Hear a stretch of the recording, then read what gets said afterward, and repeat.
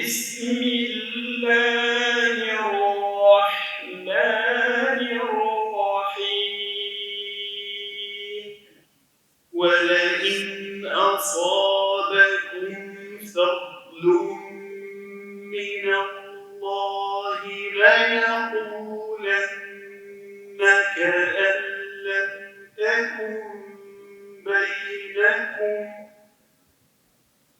ليقولن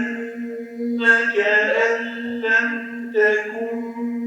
بينكم وبينه مودة يا ليتني كنت معهم